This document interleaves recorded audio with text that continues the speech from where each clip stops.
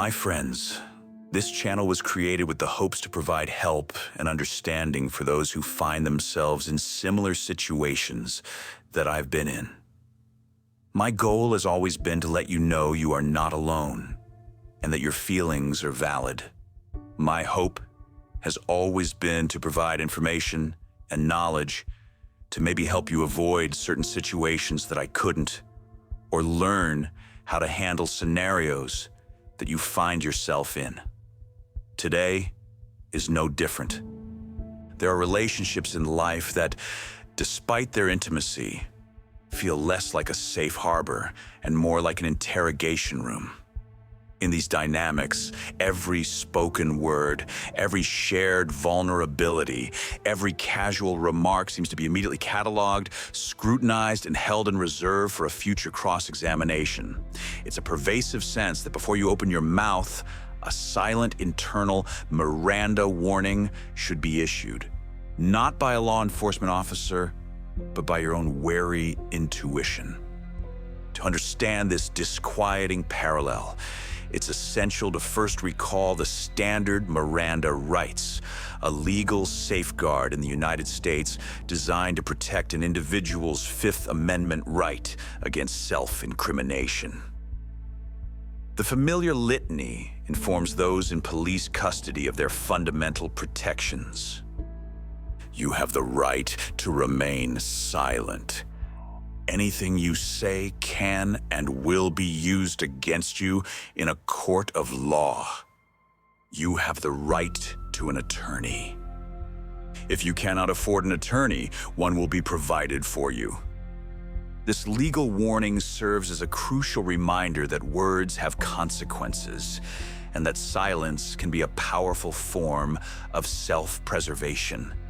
The irony and the profound pain of the interpersonal Miranda warning lies in its application within the most personal and supposedly trusting relationships. Here, the court of law is not a formal judicial system, but the unforgiving tribunal of another person's memory, judgment, and emotional manipulation. Whatever you tell them, a past mistake, a moment of weakness, a deeply held fear, a simple preference, or even a casual observation, feels as though it will be meticulously cataloged and, at some opportune or inopportune moment, weaponized against you. The right to remain silent becomes a desperate act of self-preservation, leading to a life of emotional impenetrability. You censor yourself, filter your thoughts, and second-guess every nuance of your communication. Authenticity withers, replaced by a strategic performance designed to avoid future accusations or leveraged arguments.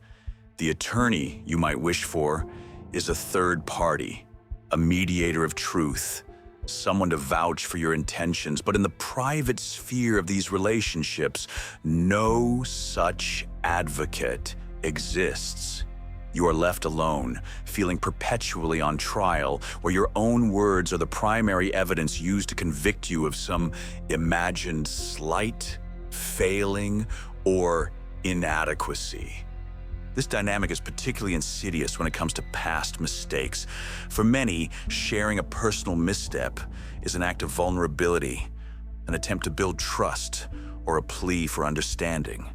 But in the Miranda relationship, those shared errors become an arsenal of ammunition, repeatedly dragged out and shoved in your face to diminish your worth, control your behavior, or win an argument.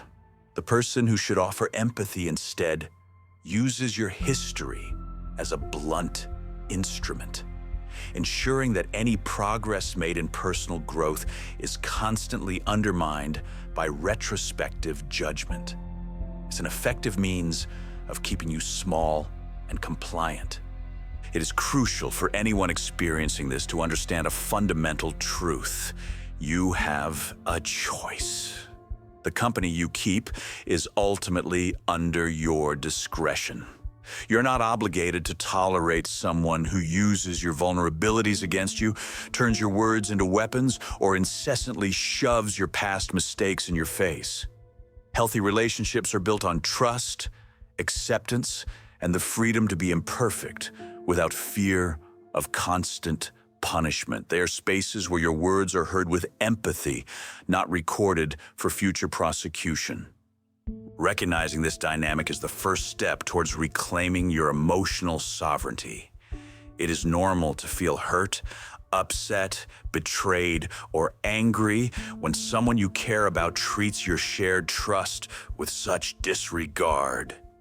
These feelings are valid, understandable responses to an unacceptable situation. However, it is fundamentally not okay for someone to treat you this way.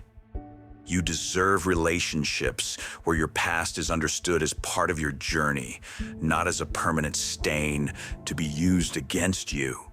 You deserve a space where your words are met with understanding, not suspicion.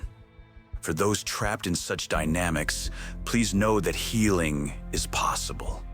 Begin by recognizing that this behavior is not normal or healthy. Gradually, and with support, you can begin to set boundaries, limit your vulnerability with those who weaponize it, and seek out individuals who offer genuine acceptance and respect. You have the right to remain silent, yes, but more importantly, you have the right to speak freely and authentically in relationships that nurture, uplift, and truly understand. The true intimacy means laying down the gavel, not picking it up.